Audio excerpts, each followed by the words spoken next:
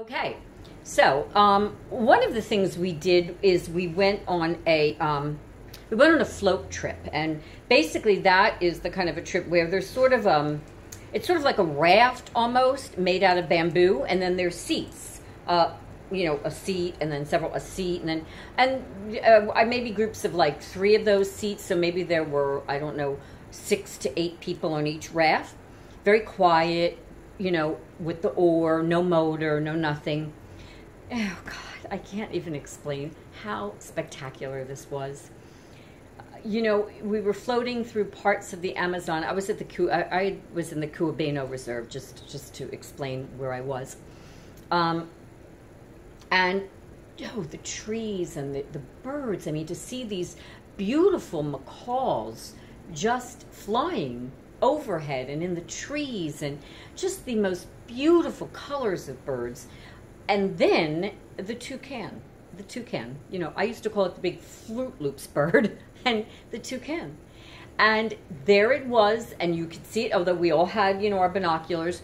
You could see it with the natural eye, but of course you saw it better with the binoculars. And it was the strangest thing. I mean, we were coming around, and our guide is like, oh, there is a toucan. Do you hear that? And it was like very odd. I mean, the song, the sound of a toucan singing is really unique to that bird. And of course we didn't realize, but they were like, yeah, I hear that one particular here, yeah. And he's looking, he goes, there in that tree, and when you look, and it was like, oh my god, it's a toucan. Oh my god, I'm like, oh my god, I can't believe it, it's a toucan, I can't believe it.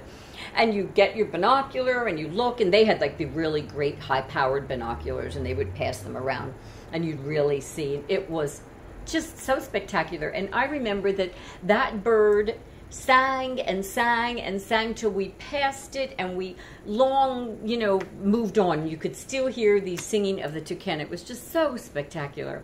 I remember eating different fruits. He would pick different fruits right from the trees, right from the float. We just pick it. It would be hanging down, and there were no pesticides.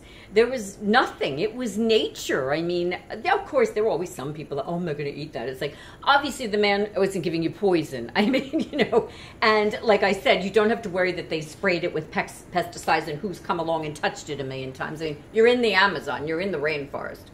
And all the different fruits and the flowers, and it was just so peaceful, so very, very peaceful. That was the feeling. It was just like such an incredible feeling of peace as you're floating down that river, just listening to the birds and seeing all the wildlife. All of it's sort of hidden, so you have to look for it. It's not, this is in Africa where they're right there in front of you.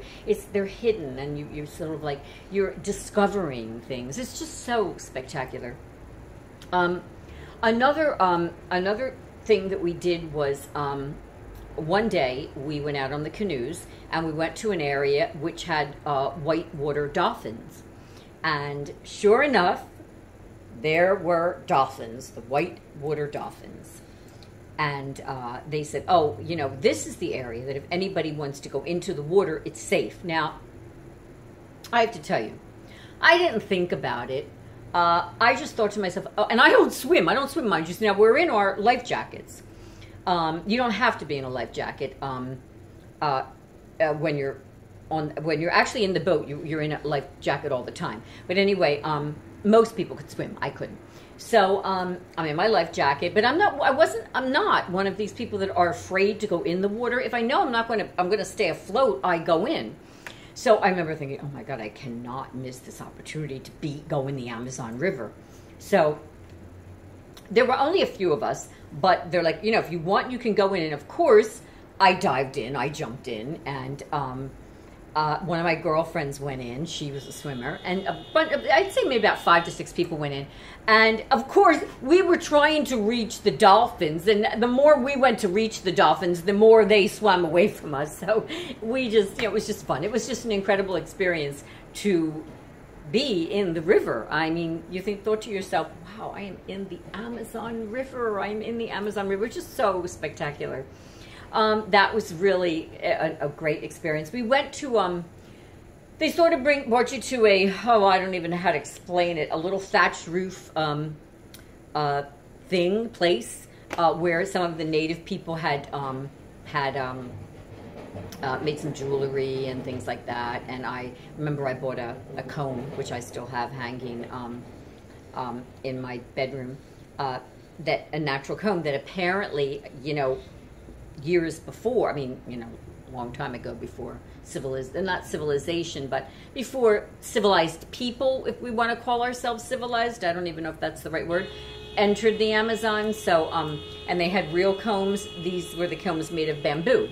So that was, people bought some jewelry, and they sold little things, and it was just basically to help sustain them and the rainforest. And so that was another fun thing that we did. And I want to talk in my next blog.